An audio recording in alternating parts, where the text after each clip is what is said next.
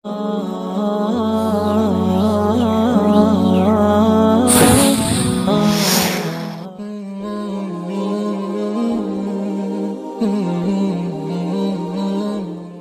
terapung di Thailand dihuni umat Muslim dari Jawa.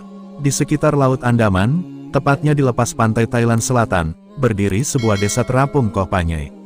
Desa terapung dengan mayoritas penduduk beragama Islam, desa ini tersembunyi di sebuah teluk selatan Thailand. Dilindungi oleh formasi bantuan kapur yang sangat besar dengan tinggi sekitar 20 meter.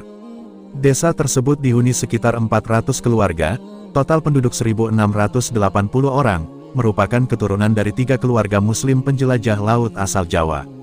Kampung terapung ini, didirikan sekitar 200 tahun silam, oleh 3 keluarga nelayan keturunan Jawa. Awalnya ketiga orang itu mencari lokasi yang bagus untuk menangkap ikan, mereka berlayar menyusuri garis pantai Malaysia menuju Laut Andaman. Hingga akhirnya mereka sampai di perairan Thailand dan menemukan sebuah pulau yang terletak di Provinsi Phang Nga.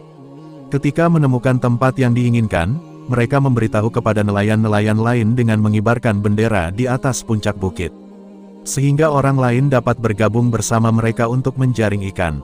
Mereka menemukan tempat berlindung di dekat batu kapur besar lalu mengibarkan bendera di atasnya. Perlahan banyak orang mulai bergabung dengan 3 nelayan itu, dan mulai membangun desa. Hingga kemudian desa tersebut kini menampung 400 keluarga. Dengan hidup di atas air, mereka dengan cerdik telah menghindari hukum Thailand, di mana undang-undang Thailand menyatakan bahwa orang asing tidak diizinkan memiliki tanah di Thailand. Tetapi semakin banyak turis datang ke Thailand dan menjadikan desa Koh Panyai sebagai salah satu objek wisata favorit, pada akhirnya warga pendatang dari Jawa tersebut mendapatkan hak kepemilikan tanah. Berkat 3 keluarga nelayan yang menemukan tempat itu, dan memutuskan menetap di sana, maka terbentuklah sebuah desa yang lengkap, dengan hampir semua fasilitas yang dimiliki oleh desa-desa lain. Hal pertama yang dibangun oleh penduduk Koh Panyai saat itu adalah sumur air tawar serta masjid.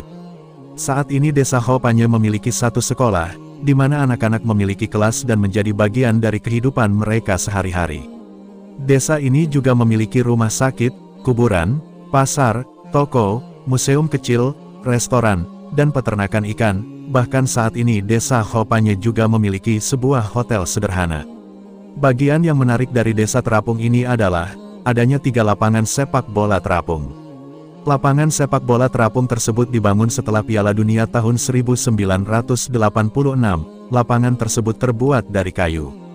Warga Koh Panyai berupaya secara kolektif untuk menciptakan ruang rekreasi dan permainan, sehingga terciptanya lapangan sepak bola yang menantang tantangan geografis di lokasi tersebut. Di masa lalu, sebagian penduduk desa ini hidup dengan memancing dan menjaring ikan, namun saat ini pariwisata juga menjadi sumber pendapatan yang berkembang.